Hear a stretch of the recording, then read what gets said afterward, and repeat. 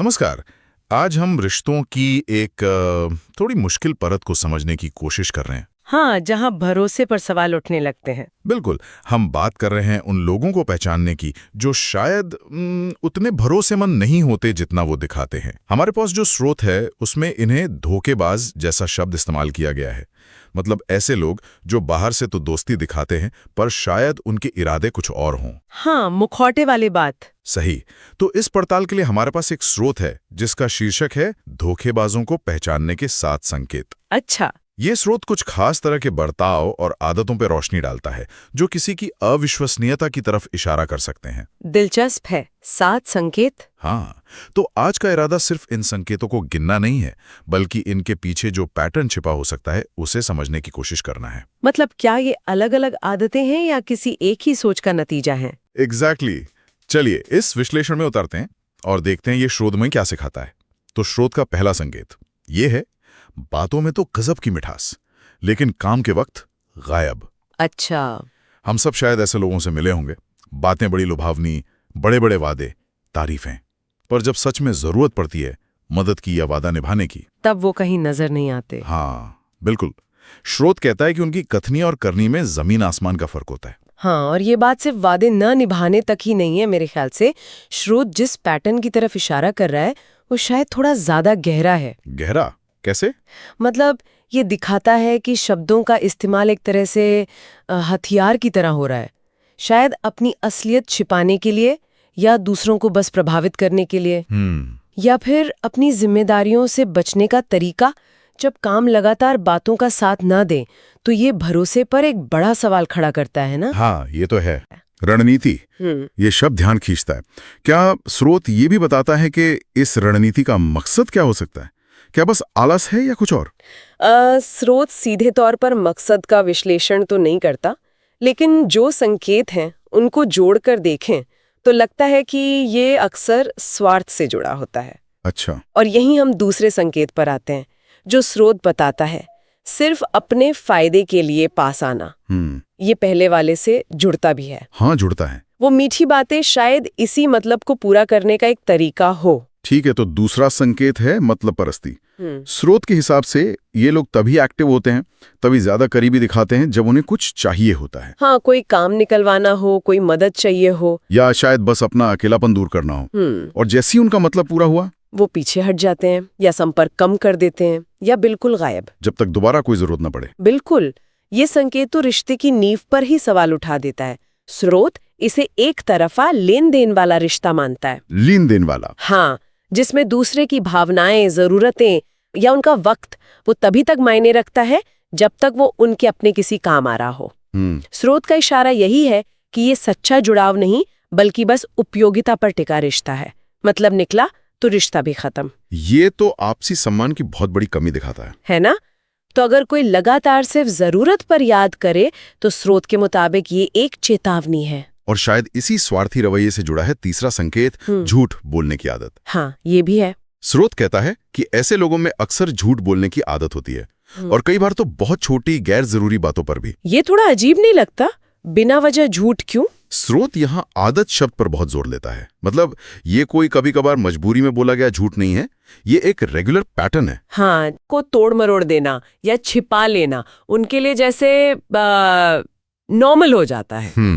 स्रोत ये भी कहता है कि अगर आप ध्यान से सुने तो उनकी बातों में विरोधाभास, मतलब कॉन्ट्रडिक्शंस पकड़े जा सकते हैं। हाँ, ये मुमकिन है। एक ही बात पर अलग अलग समय पर अलग कहानी। बिल्कुल। पर यह जानना मुश्किल हो सकता है कि ये आदत वाला झूठ है या कभी अनजाने में हुई गलती।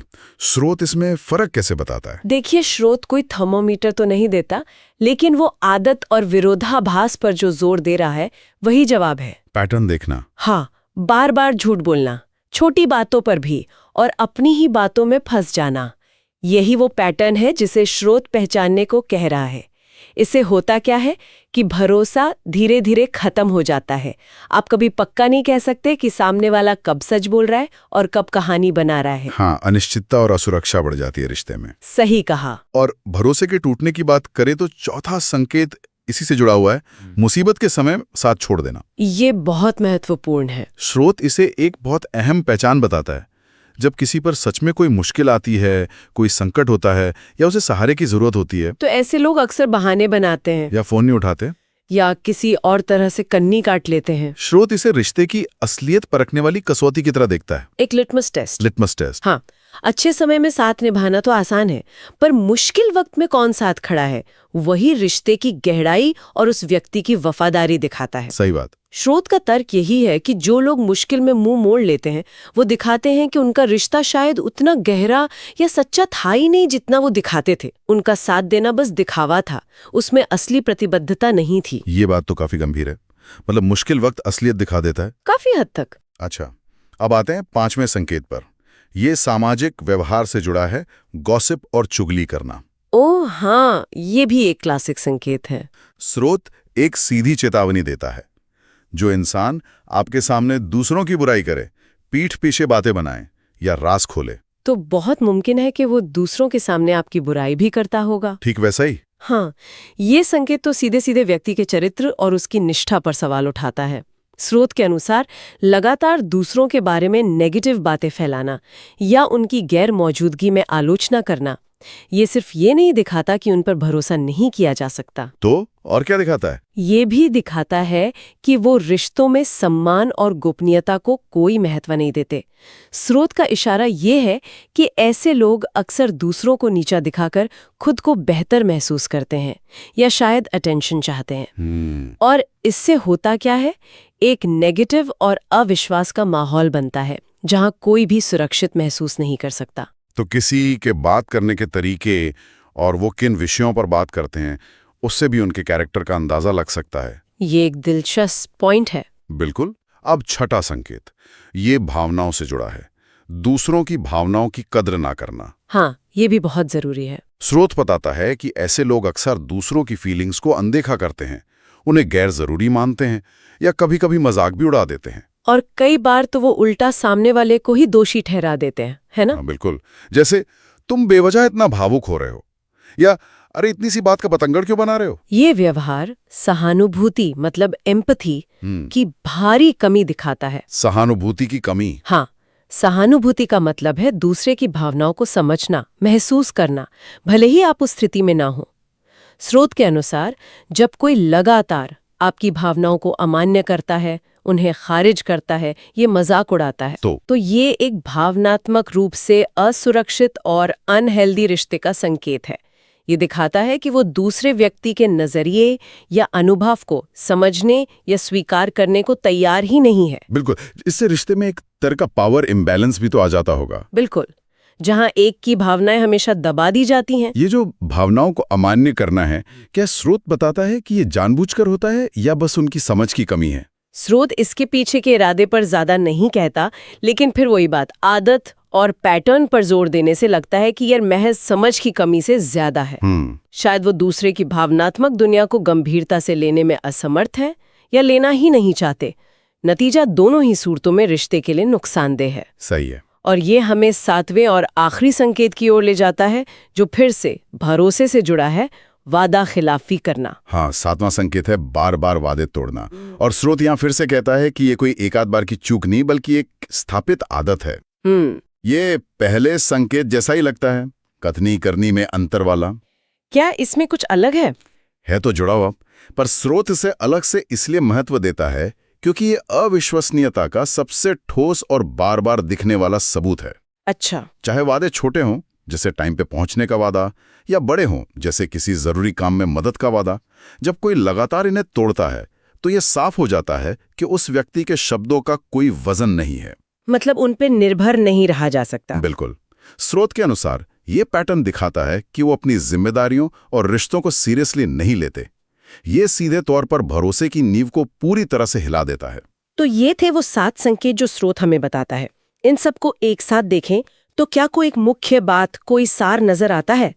मुझे तो लग रहा है स्रोत बार बार एक ही चीज कह रहा है, शब्दों के पीछे की हकीकत देखो। आपने बिल्कुल सही पकड़ा। स्रोत का जो सेंट्रल मैसेज है वो यही है, किसी के असली चरित्र और इरादों को समझना है तो उनकी बातों पर मत जाओ, उनके कामों और व्यवहार के पैटर्न पर ध्यान दो। मीठी बातें, झूठे वादे, मतलब परस्ती, झूठ बोलना, मुश्किल में साथ छोड़ना, पीठ पीछे बुराई, भावनाओं की कद्र न करना और लगातार वादा खिलाफी, ये सब मिलकर एक ऐसी तस्वीर बनाते हैं जहां इंसान का बाहरी रूप उसके अंदर की सच्चाई से बिल्कुल अलग होता है। तो स्रोत हमें उस चमक दमक से आगे देखने को कह रहा है। हाँ, उन लुभावनी बातों से परे देखने की सलाह दे रहा है। और स्रोत ने यह भी कहा कि सच्चा इंसान हर हाल में साथ खड़ा रहता है। ये इंसानी नेगेटिव संकेतों का बिल्कुल उल्टा है। हाँ, और ये तुलना बहुत जरूरी है। स्रोत सिर्फ धोखे के पैटर्न ही नहीं बताता, बल्कि इशारों में यह भी समझाता है कि वफादारी, स्थिरता, ईमानदारी, सहानुभूति, ये सब एक हेल्दी और भरोसेमंद रिश्ते की बुनियाद हैं। तो इन 7 नेगेटिव संकेतों का ना होना और इनके उलट पॉजिटिव व्यवहार का होना किसी के विश्वसनीयता का संकेत हो सकता है। स्रोत का विश्लेषण हमें रिश्तों में असलियत और स्थिरता के महत्व की याद दिलाता है। तो कुल मिलाकर ये स्रोत हमें अपने रिश्तों को ज्यादा बारीकी से देखने और समझने के लिए कुछ प्रैक्टिकल टूल्स देता है। हाँ, बिल्कुल। ये सिर्फ शक करना नहीं सिखा रहा, बल्कि ये बता रहा है कि किन व्यवहारों पर ध्यान देना जरूरी है ताकि हम अपना भरोसा सही जगह लगा सकें। सही कहा। ये जागरूकता बढ़ाने के बारे में है। ये संकेत लाल झंडों की तरह हैं। अगर हम इन पर ध्यान दें तो हम भावनात्मक चोट से बच सकते हैं, या कम से कम ये समझ सकते हैं कि किसी रिश्ते में हमें क्या मिल रहा है और क्या नहीं। बिल्कुल। इससे हमें ये तय करने में मदद मिल सकती है कि हम किन लोगों पर और किस हद तक भरोसा करना चाहते हैं। उम्मीद है कि स्रोत के इन संकेतों पर हुई ये बातचीत हमारे सुनने वालों को अपने आसपास के लोगों और रिश्तों को एक नई, शायद ज्यादा साफ नजर से देखने में मदद करेगी। हाँ, उम्मीद तो यही है। इन पैटर्न्स को पहचानना हमें भावनात्मक रूप से ज्यादा सुरक्षित और समझदार बना सकता है। और जाते जाते एक सवाल सोचने के लिए छोड़ जाते हैं। जरूर। स्रोत ने हमें अविश्वसनीयता या धोखे के संकेतों पर ध्यान दिलाया, जो जरूरी है, पर इसका दूसरा पहलू सोचें। इस पूरी चर्चा के आधार पर ऐसे कौन से ठोस और भरोसेमंद संकेत हो सकते हैं जो किसी की सच्ची ईमानदारी, उसकी पक्की दोस्ती और उसके भरोसे के लायक होने को दिखाते हैं? अच्छा सवाल है। शायद नेगेटिव संकेतों को पहचानने के साथ साथ उन पॉजिटिव और हौसला देने वाले संकेतों को पहचानना और उनकी कद्र करना भी उतना ही जरूरी है ना? वो संकेत जो हमें सुरक्षित और समर्थित महसूस कराते हैं।